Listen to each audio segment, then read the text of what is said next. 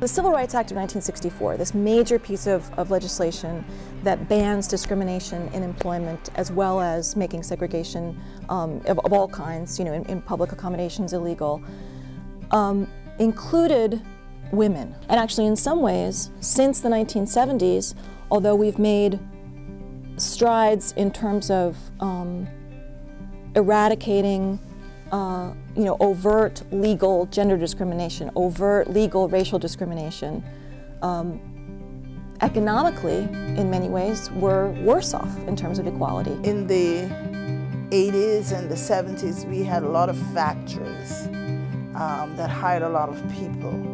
And people who did not have a bachelor's degree or an associate degree could find a job putting a couple pieces of wires together. They could find a job in a factory, and they could make a decent living.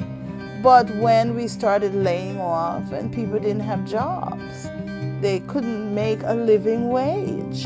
There was a law passed by the lower house in Switzerland saying that they will give $2,800 to every single adult in Switzerland that is not working, because they don't want to deal anymore with poverty, disease, homelessness. We don't have a lot of money in a lot of the villages in Jamaica, but you hardly ever see homeless people. So you then wonder, why is it that we have, in a country where we have money, we have so much homelessness?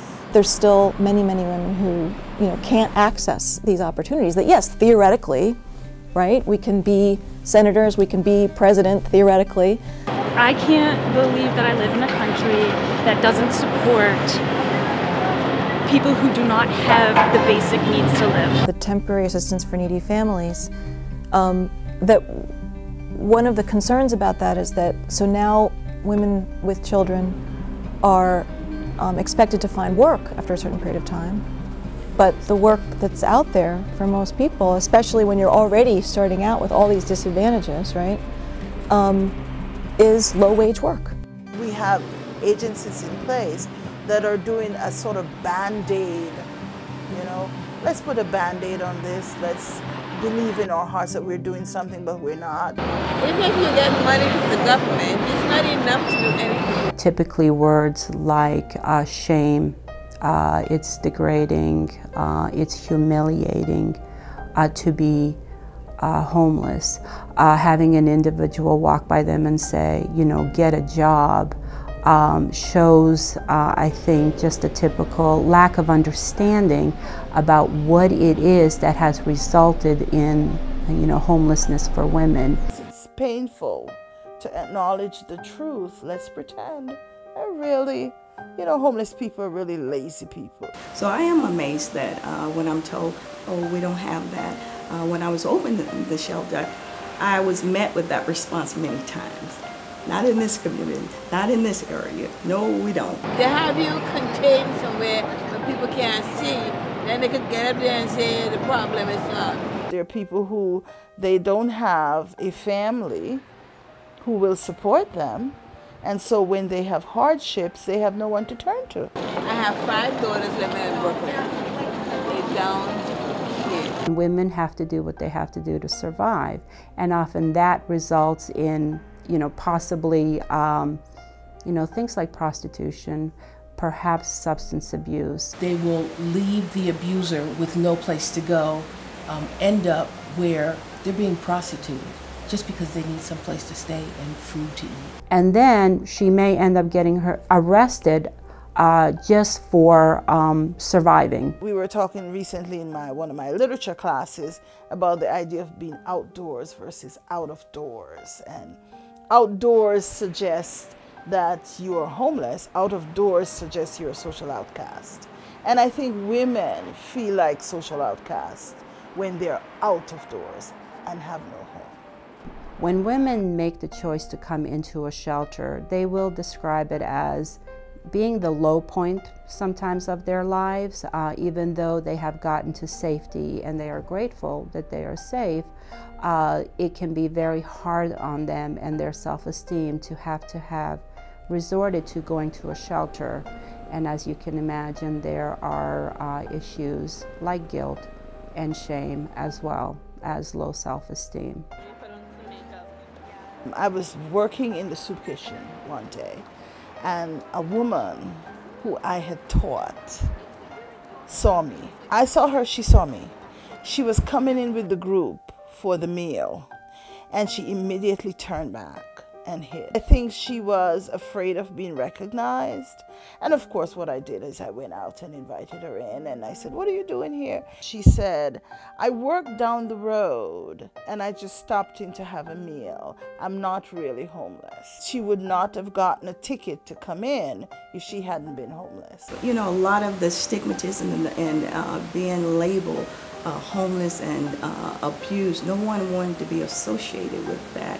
So out of fear, out of I'm one of them, it's a shame that it doesn't get the attention and the recognition that it deserves. By making the choice to come into a shelter, they often see it as they have failed. Well, you know, the worst part about me being homeless is I don't want to be homeless.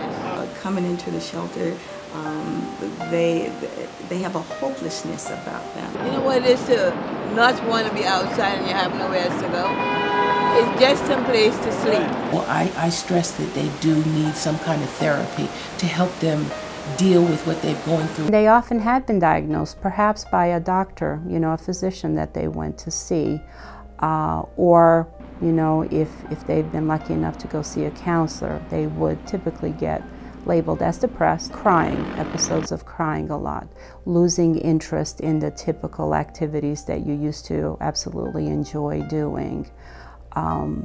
These are the things that happen when women are under an incredible amount of stress. It's harder too because women have other things they have to take care of. I think a man can take a shower anywhere. They also have a lot of gynecological problems for whatever reasons, and have not typically seen, you know, sometimes ever a gynecologist. Bathroom access is often a problem. Healthcare in general does not often meet the needs of women.